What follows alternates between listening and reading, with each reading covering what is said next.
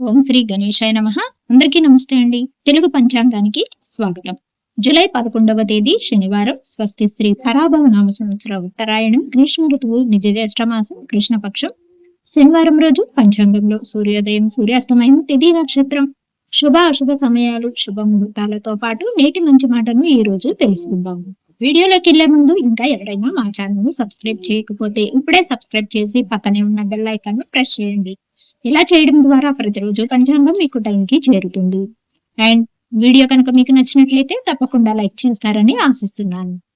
ఇక ఈ రోజు పంచాంగం వివరాలు చూద్దాం. సూర్యోదయం ఉదయం 5:49, సూర్యాస్తమయం సాయంత్రం 6:55, చంద్రోదయం తెల్లవారుజామున 2:07, చంద్రాస్తమయం మధ్యాహ్నం 3:51. ఈ రోజు తిథి ఏకాదశి ఉదయం 5:22 వరకు మాత్రమే ఉంటుంది. తదుపరి ద్వాదశి ప్రారంభమవుతుంది.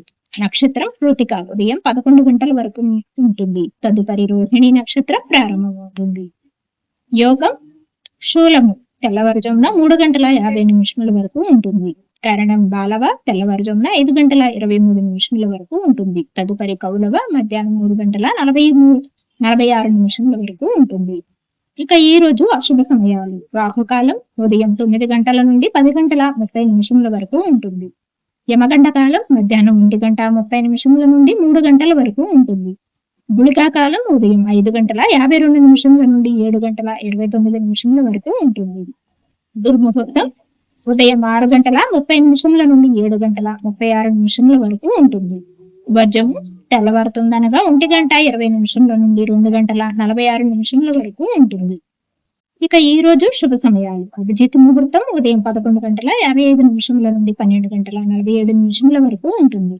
అమృతకాలం ఉదయం 8:52 నుండి 10:19 వరకు ఉంటుంది. బ్రహ్మ ముహూర్తం తెల్లవారుజామున 4:16 నుండి 5:04 వరకు ఉంటుంది. ఇక ఈ రోజు విశేషాలు. ప్రపంచ జనాభా దినోత్సవం. శుభ ముహూర్తాలు. ఈ రోజు ఎటువంటి కార్యక్రమాలకు అనుకూలంగా లేదు. చివరిగా నేటి మంచి మాట. ఎవరి మంచితనం వారినే రక్షిస్తుంది, ఎవరి చెడుగుణం వారినే శిక్షిస్తుంది. వీడియో కనుక మీకు నచ్చినట్లయితే తప్పకుండా లైక్ చేయండి. తిరిగి రేపటి పంచాంగంలో మళ్ళీ కలుద్దాం. అంతవరకు సెలవు. నమస్కారం.